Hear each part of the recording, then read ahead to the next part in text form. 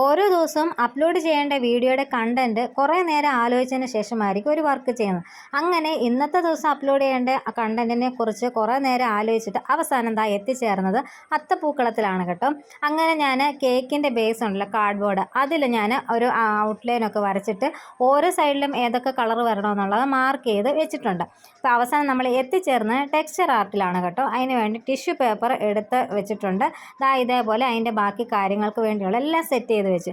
അങ്ങനെ ഓരോന്നോരോന്നായിട്ട് ഇത് ഈ ഒരു കളത്തിലേക്ക് ഡിസൈനിലേക്ക് ആക്കി കൊടുക്കുന്നുണ്ട്. ഉത്രാടത്തിനന്ന് വീഡിയോ അപ്ലോഡ് ചെയ്യണമെന്ന് വിചാരിച്ചിട്ടാണ് വർക്ക് സ്റ്റാർട്ട് ആക്കിയത്. അതായത് തലേ ദിവസം വൈകുന്നേരമാണ് ഇതിൻ്റെ പരിപാടി തുടങ്ങിയത്. പക്ഷെ ചെയ്ത് തുടങ്ങി കഴിഞ്ഞപ്പോഴത്തേന് ഒരുപാട് സമയം എടുത്തു കേട്ടോ. അത് കാരണം വെച്ചാൽ അതിൽ വെള്ളം ഇത്തിരി കൂടിപ്പോയി. അതുകൊണ്ട് തന്നെ ഓരോന്നും നല്ല രീതിയിൽ ഡ്രൈ ആയതിനു ശേഷമാണ് അടുത്ത ഓരോരോ കളർ ഞാൻ കൊടുത്തത്. അതുകൊണ്ട് തന്നെ കുറേ സമയം എടുത്തു. പിന്നെ ഞാൻ ഓർത്ത് പിറ്റേന്ന്, അതായത് ഉത്രാടത്തിൻ്റെ അന്ന് പകൽ ബാക്കി പണിയും കൂടെ ചെയ്തിട്ട് വൈകുന്നേരം വീഡിയോ അപ്ലോഡ് ചെയ്യാം എന്ന് വിചാരിച്ചിട്ടാണ് തലേദിവസം രാത്രിയിൽ ഞാൻ കിടന്നത് കേട്ടോ.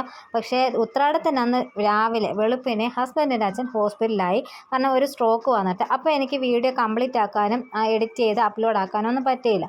അന്നേ ദിവസം ഒരു വീഡിയോ പോലും എനിക്ക് ചെയ്യാനും തോന്നിയിട്ടുണ്ടായിരുന്നില്ല. അങ്ങനെ പിറ്റേന്ന്, അതായത് ഇന്ന് തിരുവോണത്തിനന്നാണ് ബാക്കി ഈ വർക്കെല്ലാം കംപ്ലീറ്റ് ആക്കി ഒരു വീഡിയോ ആക്കി നിങ്ങളുടെ മുന്നിലേക്ക് എത്തിക്കുന്നത്. ഇതൊരു സ്ക്വയർ ഷേപ്പിലുള്ള ബോർഡ് ആയതുകൊണ്ട് എഡ്ജസ് എല്ലാം ഞാൻ ഇങ്ങനെ തന്നെ നിർത്തിയേക്കുന്നത്. ഇനി റൗണ്ട് ഷേപ്പിൽ കട്ട് ചെയ്ത് റെഡിയാക്കണം. അപ്പോൾ നിങ്ങളുടെ അഭിപ്രായം പറയാനും സപ്പോർട്ട് ചെയ്യാനും മറക്കണ്ട. ഇനി അടുത്തൊരു വീഡിയോയിൽ കാണാവേ. എല്ലാവർക്കും ഓണാശംസകൾ. ബായ്.